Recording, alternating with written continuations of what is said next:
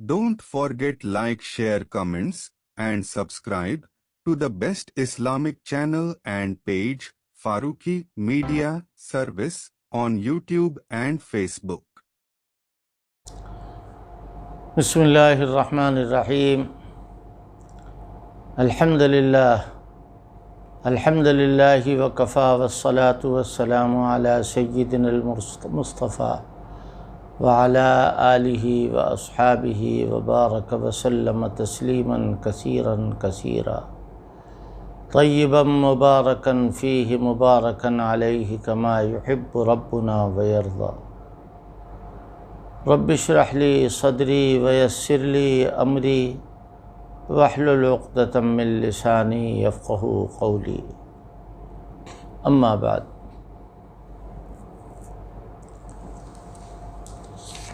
مرکز تحفظ اسلام الہند بنگلور کے ساتھیوں نے اسی مرکز کی طرف سے مجھے حکم دیا ہے کہ میں چند باتیں حضور پاک صلی اللہ علیہ وسلم کے سلسلے میں عرض کرنے کی سعادت حاصل کروں۔ اس سلسلے میں سب سے بڑی اور بنیادی بات جو آپ کو بتانے کی ہے وہ یہ ہے کہ اللہ پاک نے بے شمار پیغمبروں کو بھیجا، بے شمار نبی اپنے اپنے زمانے میں اللہ کی طرف سے دنیا میں بھیجے گئے اور اللہ پاک کا کام کر کے دنیا سے رخصت ہو گئے۔ اللہ تعالیٰ نے سب سے آخری پیغمبر حضرت محمد ابن عبداللہ، حضرت محمد الرسول اللہ صلی اللہ علیہ وسلم کو پیغمبر بنا کر دنیا میں بھیجا، اور آپ اپنی مبارک زندگی میں اپنا کام کرتے رہے، لیکن اللہ تعالیٰ کی طرف سے یہ طے شدہ بات جو ہمارے لیے سامنے آئی ہے وہ یہ کہ اب کوئی پیغمبر اور کوئی رسول آئے گا نہیں۔ آخری پیغمبر تشریف لے آئے اور انہی کا حکم اور انہی پر نازل شدہ احکام جو قرآن کی شکل میں ہیں اور حدیث کی شکل میں ہیں یہی جاری رہیں گے۔ لہٰذا آپ صلی اللہ علیہ وسلم کی نبوت اور رسالت کے وقت سے لے کر آج تک اور آج سے لے کے قیامت تک تمام دنیا میں مسلمانوں کے اپنے ذہن میں یہ بات موجود ہے کہ آپ سے بڑھ کر کوئی نہیں ہے، اللہ کے بعد آپ سب سے بڑے۔ آپ کی عزت و ناموس کی حفاظت ہر ایک مسلمان پر فرض ہے۔ آپ کی بے توقیری پر ہر مسلمان کا کلیجہ کانپ جاتا ہے اور وہ بالکل بے تاب اور بے خود ہو جاتا ہے۔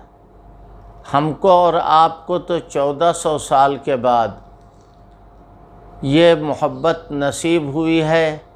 دور اول میں جن لوگوں کے سامنے قرآن اترا، جن لوگوں سے براہ راست حضرت نبی کریم صلی اللہ علیہ وسلم کی ملاقات ہوئی، یعنی حضرات صحابہ اکرام رضوان اللہ تعالی علیہم اجمعین، انہوں نے حضور کے ساتھ کیا برتاؤ کیا؟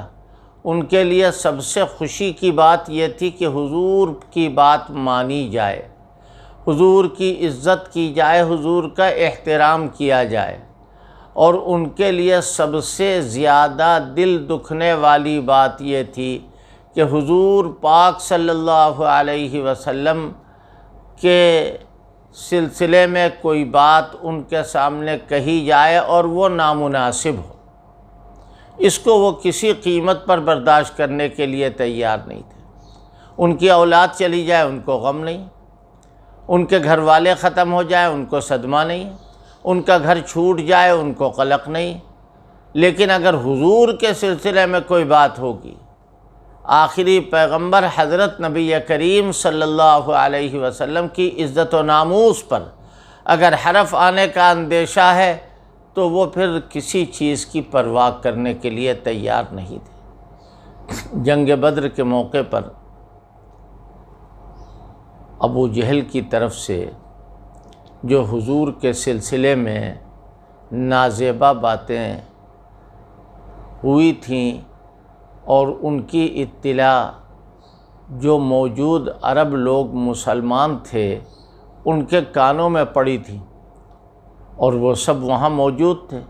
2 بچے، 20 سال کی بھی ان کو عمر نہیں تھی، وہ بہت ہی رازداری کے ساتھ حضرت عبد الرحمن ابن عوف کے پاس آئے، اور اتنے بڑے نہیں تھے کہ وہ کان تک پہنچ جائیں۔ ان کا چچا ذرا چہرہ نیچا کر دیجئے، میں آپ کے کان میں کوئی بات کہنا چاہتا ہوں۔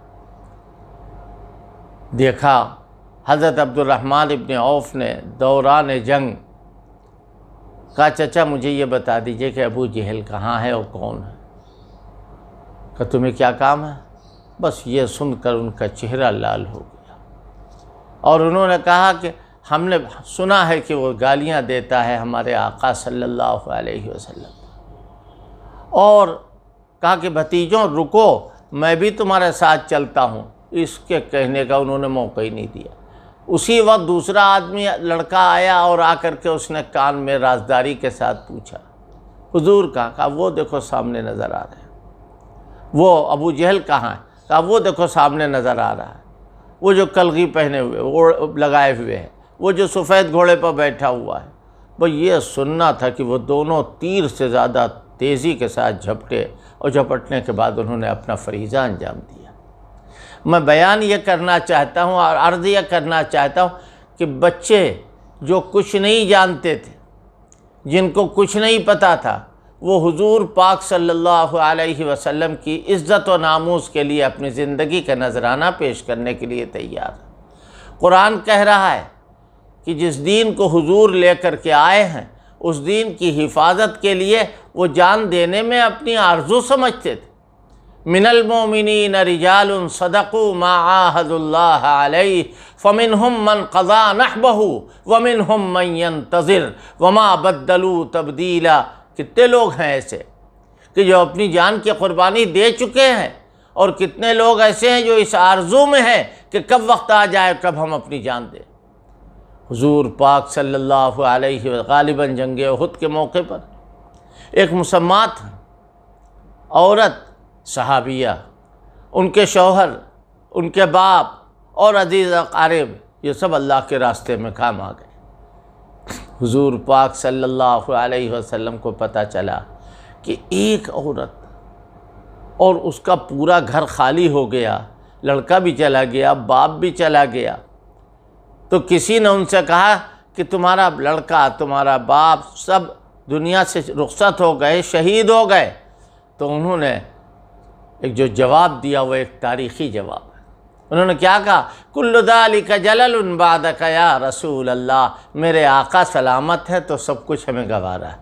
ہمارا باپ چلا جائے، ہمارا بھائی چلا جائے، ہمارا بیٹا چلا جائے، سب کچھ ہمارا لٹ جائے، ہم خود ختم ہو جائیں، لیکن ہم کو حضور کی خیریت سب سے زیادہ محبوب۔ حضور پاک صلی اللہ علیہ وسلم سے تعلق اور آپ سے محبت کا حال یہ ہے کہ وہ کسی کی، جب حضور پاک صلی اللہ علیہ وسلم کی وفات ہوئی تو صحابہ اکرام کے دماغ پر اثر ہو گیا، زبان پر اثر ہو گیا۔ حضرت فاروق اعظم عمر ابن خطاب رضی اللہ تعالیٰ عنہ ننگی تلوار ہاتھ میں لے کے ٹہل رہے ہیں، اور یہ کہہ رہے ہیں کہ حضور کے بارے میں اگر کوئی یہ کہے گا آپ کی وفات ہو گئی، آپ کا انتقال ہو گیا، تو اس کی گردن اڑا دے۔ حضرت عثمان غنی رضی اللہ تعالیٰ عنہ، ان کو چپ لگ گئی، کوئی آدمی سلام کرتا ہے تو وہ جواب نہیں دے پا رہے، دماغ پر اثر ہے۔ حضرت فاروق اعظم عمر ابن خطاب رضی اللہ تعالیٰ عنہ کو ہوش میں لانے کا انتظام خداوندی یہ ہوا کہ حضرت ابو بکر صدیق رضی اللہ تعالیٰ عنہ آئے، اور آنے کے بعد انہوں نے کہا میاں اپنے ہوش میں آؤ، اپنے ہوش میں آؤ۔ اور اس کے بعد جو خطبہ دیا وہ بھی تاریخی خطبہ ہے۔ کیا فرمایا؟ من کان یعبد محمدا فإن محمدا قد مات ومن کان یعبد اللہ فإن اللہ حی لا یموت۔ دیکھو تم محمد کی پوجا نہیں کرتے تھے جو تمہارا خدا چلا گیا، محمد کے بتائے ہوئے طریقے پر تم اللہ کی عبادت کرتے ہو، اللہ زندہ ہے اور رہے گا۔ یہ تسلی دی انہوں نے حضرت فاروق اعظم کو اور تمام کے تمام صحابہ اکرام کو۔ ان کا حال عجیب تھا، وہ مچھلی کی طرح تڑپ رہے تھے، ان کی کیفیت بالکل الگ تھی۔ آج مسلمان سب کچھ گوارا کر سکتا ہے، لیکن حضور پاک صلی اللہ علیہ وسلم کی ذات گرامی کے سلسلے میں کوئی غلط قسم کا تصور تک اس کے دل میں نہیں آتا ہے۔ مجھے ایک واقعہ یاد آیا، ایک شراب خانے میں کچھ شرابی بیٹھے ہوئے ہیں اور شراب کے نشے میں کچھ الٹی پلٹی باتیں بھی بکا کرتے ہیں لوگ۔ وہیں بات ہو رہی ہے تو ایک شرابی جو بظاہر مسلمان تھا، اس سے کہا کسی نے کہ میاں فارابی کے بارے میں تمہارا کیا خیال ہے؟ کہا چھوڑیے، وہ تو واہیات آدمی ہے، ہمارے یہاں نوکر ہے۔ پھر اور کسی بڑے کے بارے میں پوچھا کہ اس کے بارے میں تم کیا کہتے ہو؟ کہ ہمارے بچوں کو اسکول پہنچانے جاتا ہے۔ پھر کسی نے ایک دم سے کہا اچھا حضور کا نام لیا، اور وہ شراب کے نشے میں دھت، اور وہ فوراً آستینیں چڑھا کر کے تیار کہا دیکھو اس ناپاک جگہ پر میرے آقا کا نام لیا تو اچھا نہیں ہوگا۔ حالانکہ وہ نماز بھی نہیں پڑھتا، وہ روزے بھی نہیں رکھتا، وہ دیکھنے میں مسلمان، نام کا مسلمان، ظاہر میں مسلمان، لیکن حضور کی محبت ہر ایک مسلمان کے اندر ہے۔ اسی طرح حضرت نبی کریم صلی اللہ علیہ وسلم پوری انسانیت کے لیے، پوری دنیا کے لیے، چرندوں پرندوں کے لیے، انسان کے لیے، جنات کے لیے، سب کے لیے اللہ کی طرف سے رحمت ہے۔ لہذا اس میں مذہب جو ہے وہ رکاوٹ نہیں بنتا۔ بڑے بڑے غیر مسلم جو لکھے پڑھے لوگ ہیں انہوں نے حضور کی عظمت کا اعتراف کیا، حضور کی عظمت کو مانا ہے۔ مجھے یاد آیا کہ غالباً سن 1936 میں ہریجن اخبار نکلتا تھا، اس میں گاندھی جی نے اپنے وزیروں کو یہ وصیت کی اور یہ پیغام دیا کہ دیکھو تم لوگ ہندوستان میں حکومت کرنا تو ابو بکر و عمر کی طرح حکومت کرنا۔ کیوں؟ تمہاری حکومت میں انصاف ہونا چاہیے۔ ان کے یہاں انصاف تھا۔ یہ کون کہہ رہا ہے؟ یہ مسلمان نہیں ہے، غیر مسلم ہے۔ اسی طریقے پر اور بڑے بڑے لوگوں نے حضور کا اعتراف کیا۔ اور ایک انگریز مورخ یوں لکھ رہے ہیں کہ دنیا میں جتنی بھی کتابیں نازل ہوئی ہوں یا خود سے بنائی گئی ہوں، قرآن سے زیادہ معتبر کوئی کتاب نہیں جس کا ایک حرف آج بھی ایک حرف ویسے ہی ہے جیسا حضور کے زمانے میں اترا تھا۔ اسی قرآن کو دو دفتیوں کے درمیان جمع کیا گیا ہے، ایک حرف کی تبدیلی نہیں آئی۔ آپ دیکھیں حضور کی محبت، حضور سے تعلق، یہ انسانیت ہے، اور ہر آدمی آدمی ہے، چاہے وہ ہندو ہو یا مسلمان، اور آدمی اسی کو کہتے ہیں جو آدم کی اولاد ہو۔ لہذا ہندوستان میں رہنے والے ہمارے جو غیر مسلم بھائی ہیں یا اور دیگر مذاہب کے ماننے والے ہیں، وہ سب حضور کا احترام کرتے ہیں اور کرنا چاہیے۔ لیکن آج افسوس کی بات ہے کہ ہمارے ملک میں کچھ ایسے دریدہ ذہن لوگ موجود ہیں جو خاص طور پر نشانہ بنا رہے ہیں حضور نبی کریم صلی اللہ علیہ وسلم کو۔ میں سمجھتا ہوں کہ یہ کوئی ایسی بات نہیں ہے کہ جو پنپنے والی بات ہو۔ یہ چیز انسان کو برباد کر کے ڈال دے۔ پوری دنیا میں ہمارے ملک کی شبیہ کو خراب کیا جا رہا ہے ان لوگوں کی طرف سے کہ جو لوگ حضور پاک صلی اللہ علیہ وسلم کو اپنی تنقید کا یا اپنی باتوں میں ان کی توہین کا ارادہ کر رہے ہیں۔ سب لوگ، سارے مذاہب یہاں موجود ہیں، اب سے نہیں سینکڑوں سال سے ہے۔ ہر مذہب کا احترام ہونا چاہیے، لیکن اگر اس نظریے کو باقی رکھا جائے گا تو ملک برباد ہو جائے گا، ملک خراب ہو جائے گا، آئندہ آنے والی نسلوں کی بربادی کی علامت ثابت ہوگا۔ لہذا اس وقت جو یہ پروگرام چل رہا ہے، یہ سارا کا سارا پروگرام حضور نبی کریم صلی اللہ علیہ وسلم کی ناموس اور عزت کے سلسلے میں منعقد کیا گیا ہے۔ حضور کا سب سے بڑا مقام اگر کوئی آدمی جاننا چاہتا ہے، سب سے زیادہ معتبر، تو وہ قرآن پڑھے۔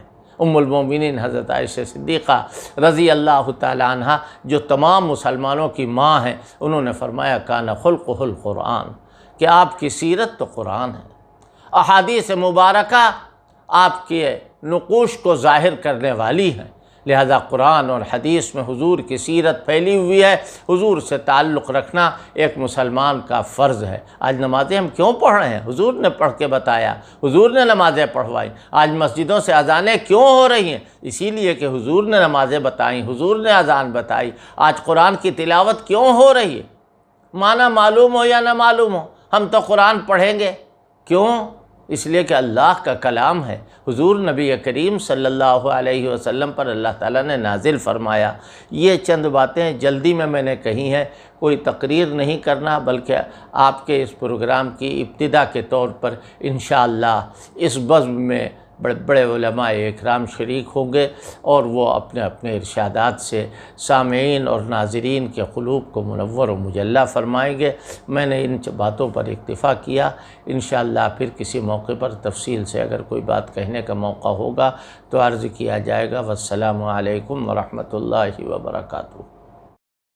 Don't forget like, share, comments and subscribe to the best Islamic channel and page Farooqi Media Service on YouTube and Facebook.